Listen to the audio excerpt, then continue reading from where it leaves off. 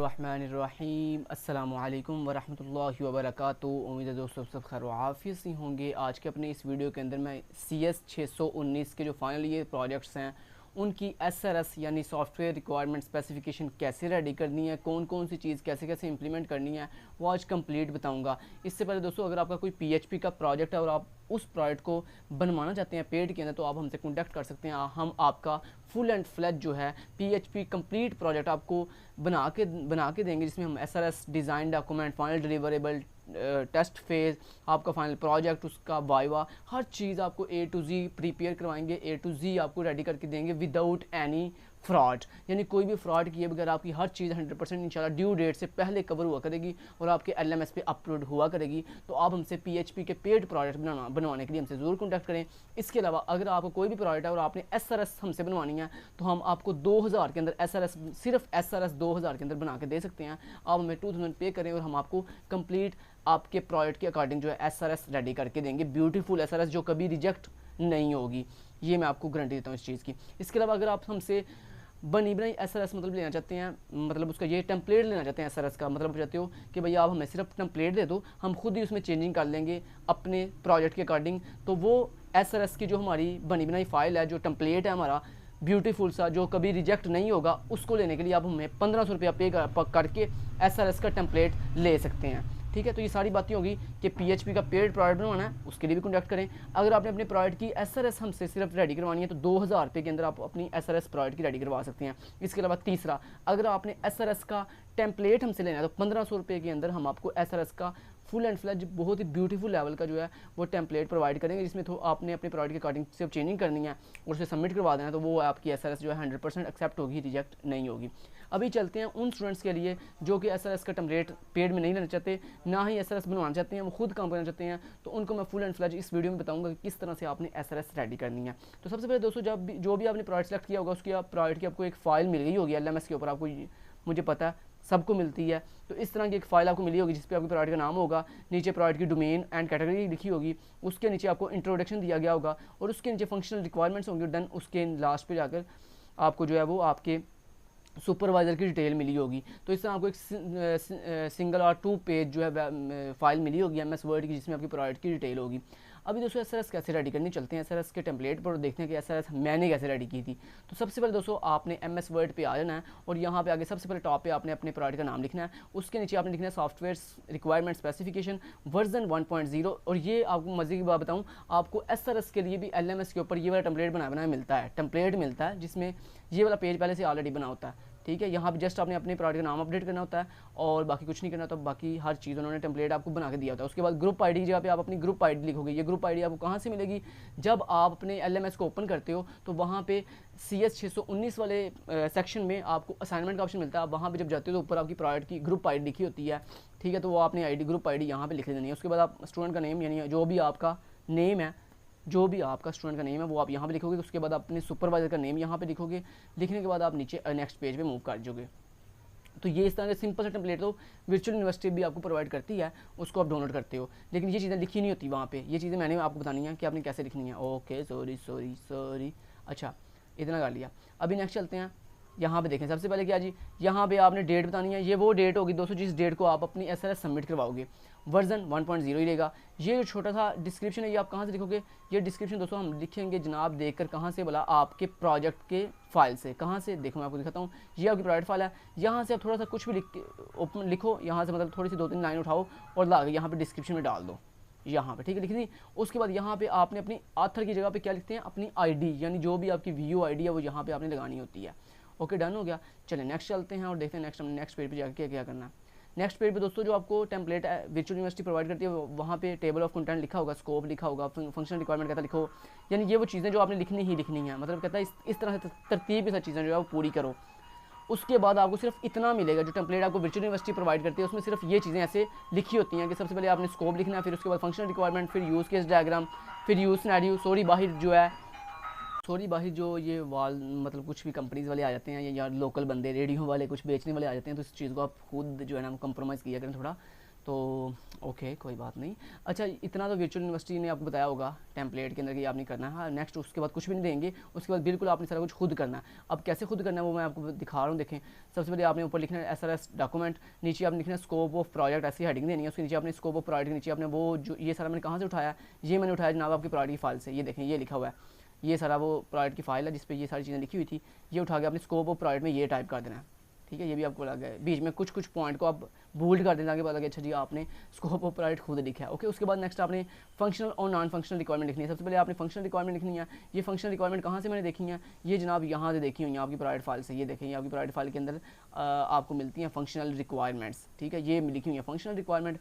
अब इसमें पहली जो फंक्शनल रिक्वायरमेंट है वो आपने पढ़नी है, पढ़ के आपने समझना है कि इसमें कहा क्या जा रहा है।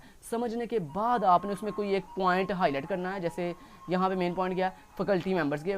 हमारे प्रोजेक्ट के अंदर फैकल्टी के रिलेटेड जो है फंक्शनल रिक्वायरमेंट कौन कौन सी हैं, तो वो मैंने लिख ली है सारी। ये फंक्शनल रिक्वायरमेंट 001 यानी लॉगिन के, जो हमारा फैकल्टी मेंबर है वो लॉगिन करेगा और व्यू टाइम टेबल करेगा। तो ये आपने फंक्शनल रिक्वायरमेंट यहाँ पे ऐसे, ये नहीं कि जैसे यहाँ पे लिखी हुई हैं कॉपी करके उठा के यहाँ लिख दिया, ऐसे नहीं करना, बल्कि इनको अच्छे तरीके से रीड करना। पहले आपने रीड करने के बाद इसमें जो चीज़ आपको समझ आएगी कि सबसे पहले इसमें कौन कौन से जो है वो आपके यूज़र्स हैं, मतलब कि इसमें फैकल्टी मेंबर है, इसमें टीचर है, इसमें स्टूडेंट है, मतलब मेन जो आपके हम जिनको यूज़र्स कहते हैं वो आपने जो है ना अलग से कर लेने हैं। और करने के बाद देन उनमें आपने देखना है कि कौन कौन से पॉइंट आ रहे हैं, मतलब कि फैकल्टी मेंबर क्या करेगा, स्टूडेंट क्या करेगा, एडमिन क्या करेगा। ये सारी चीज़ें देखने के बाद आपने यहाँ पे फंक्शनल जो रिक्वायरमेंट है उसके अंदर आपने पहले मेन हेडिंग देनी है कि ये फंक्शनल रिक्वायरमेंट फैकल्टी मेंबर की है। उसके नीचे आपने उसकी फंक्शनल रिक्वायरमेंट लिखनी है। देन उसके बाद स्टूडेंट का लिखना है मेन हेडिंग ऐसे, जैसे मैंने रीड किया हुआ इस पूरे प्रोजेक्ट को, और देन मैंने पूरे प्रोजेक्ट को रीड करने के बाद ये सारी फंक्शनल रिक्वायरमेंट ऐसे लिख ली है। आपने भी ये सारी फंक्शनल रिक्वायरमेंट ऐसे फुलफिल कर लेनी है। ठीक है, सारी फंक्शनल रिक्वायरमेंट लिखने के बाद जब आपकी फंक्शनल रिक्वायरमेंट पूरी हो जाएंगी, देन नेक्स्ट आपने एक हेडिंग देनी है नॉन फंक्शनल रिक्वायरमेंट। अब ये जो नॉन फंक्शनल रिक्वायरमेंट है दोस्तों, ये फिक्स है, ये हर प्रोजेक्ट में ऐसी रहती हैं। या आपने ये जो मैंने आपको दिखा रहा हूँ, ये सारी ऐसे नॉन फंक्शनल रिक्वायरमेंट आपने ऐसे ही लिख लेनी है। ठीक है, जैसे मैंने आपको दिखाया।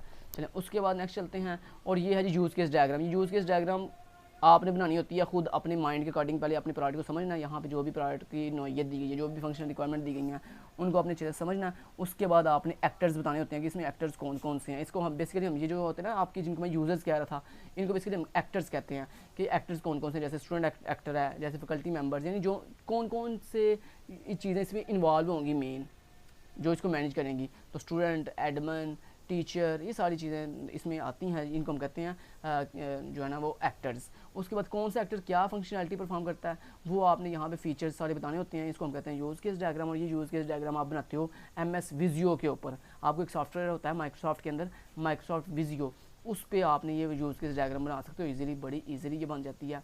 और ठीक हो गया। उसके बाद आपने यूज़ सिनेरियो लिखने होते हैं। ये यूज़ सिनेरियो कौन से होते हैं, ये यूज़ सिनेरियो बेसिकली वही हैं दोस्तों जो ऊपर आपने फंक्शनल रिक्वायरमेंट लिखी थी ना पहली, कि लॉगिन अकाउंट। अब ये लॉगिन अकाउंट कौन कौन कर सकता है ये आपने बताना होता है कि फैकल्टी मेंबर भी लॉगिन करेगा, स्टूडेंट भी लॉगिन करेगा। तो ये एक्टर्स के बारे में आपने बताना है। उसके बाद उसकी डिस्क्रिप्शन बतानी है कि वो कैसे करेंगे, प्री कंडीशन बतानी होती हैं।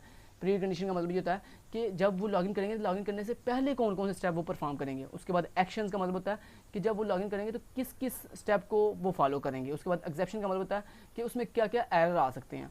ठीक है, ये भी हमने बताना होता है। देन उसके बाद पोस्ट कंडीशन का मतलब ये होता है कि जब वो लॉगिन कर लेगा उसके बाद क्या मैसेज आना चाहिए। अल्टरनेट पाथ का मतलब ये होता है कि अगर ये एक्शन परफॉर्म नहीं होगा तो फिर उसका अल्टरनेट हम कौन सा चूज़ करेंगे, ये अल्टरनेट पाथ का मतलब होता है। और उसके बाद ऑथर्स की जगह पे हमने अपने स्टूडेंट की आईडी लिखनी होती है। इसी तरह आपने नेक्स्ट, जैसे मैंने आपको डिटेल्स ऊपर बताया, फंक्शनल रिक्वायरमेंट ऐसे उस डिटेल से आपने लिखनी है, तो इसको हम कहते हैं यूज़ केस सिनेरियोज। इस तरह आपने यूज़ केस ID 2 का मतलब ये है फंक्शनल रिक्वायरमेंट नंबर 2।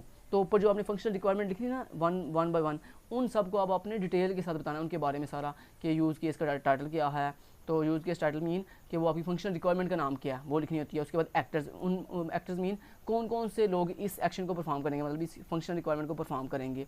उसके बाद डिस्क्रिप्शन में हमने ये बताना होता है कि इसमें क्या क्या आएगा। उसके बाद प्री कंडीशन, ये सारा मैंने आपको पहले से बता चुका हूँ। तो ये सारी आपने इसी तरह तरतीब के साथ जितने भी आपकी फंक्शनल रिक्वायरमेंट्स होती हैं वो सारी आपने तरतीब के साथ जो है डिटेल, उनकी सारी डिटेल बतानी होती है। जब ये सारी फुलफिल हो जाती है उसके बाद आपने अडॉप्ट मेथडोलॉजी बतानी होती है। अडॉप्ट मेथडोलॉजी आप फिक्स ही रखो, जो जैसे मैं आपको दिखा रहा हूँ ये चाहे आप अडॉप्ट मेथडोलॉजी जो है लिख दो, ये जो ऐसे मैं आपको दिखा रहा हूँ। अब ये जो टेम्पलेट पूरा बना हुआ है मैंने पहले बता चुका हूँ, अगर ये आपने टेम्पलेट मुझसे लेना है इसको बाद में अपने प्रोडक्ट के अकॉर्डिंग आपने अगर, क्योंकि अगर ये आप टेम्पलेट आप मुझसे ले लेंगे तो उसका फ़ायदा ये होगा कि आपको मेहनत नहीं करनी पड़ेगी। ये बना टेम्पलेट है, इसमें बस आपको चेंज अपने प्रोडक्ट के अकॉर्डिंग बस चेंजिंग करनी पड़ेगी। चेंजिंग भी क्या करनी पड़ेगी, बस यूज़ केस चेंज करनी पड़ेगी।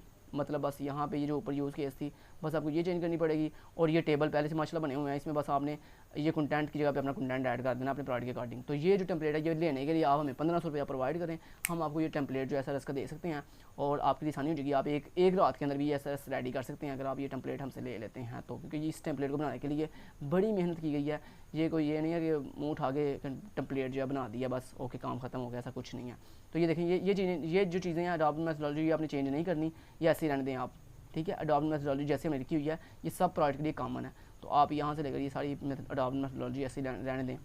उसके बाद लास्ट पे रहता है हमारे पास वर्क प्लान में बेसिकली हमने क्या लिखना होता है, ये गैंग चार्ट बनाना होता है। ये जो गैंग चार्ट है दोस्तों बनाने के लिए हमने यूज़ करते हैं MS प्रोजेक्ट का। हमारे पास एक सॉफ्टवेयर होता है माइक्रोसॉफ्ट का MS प्रोजेक्ट के नाम से, हम उसका इस्तेमाल करते हैं जिसमें हमने ये चीज़ें ऐसे डिटेल से बतानी होती हैं जैसे मैंने लिखी हुई हैं। ये चीज़ें ऐसे आपने वहाँ बना देनी है, सिर्फ चेंज कहाँ पे आएगा, ये जो डेट्स मैंने लिखी हैं इन डेट्स के लिए आप अपनी डेट्स बताओगे 2023 के अकॉर्डिंग, ठीक है। बाकी MS प्रोजेक्ट जो है ये जो बार्स आपको नज़र आ रही है खुद ही क्रिएट कर देता है, बहुत मज़े की, ठीक है। आप मज़े से मुराद मतलब खुद ही बना देता है, आपको बनाने की ज़रूरत नहीं पड़ती, बस आपको डेट बतानी है आपने तो वो बार जो है खुद ही क्रिएट कर देता है। तो बस ये होती है दोस्तों SRS। उम्मीद है आपको SRS सारी समझ आ गई होगी, कहाँ पे चेंजिंग करनी है वो मैंने आपको बता दी है। तो thank you so much, till then guys, take care, अल्लाह हाफिज़।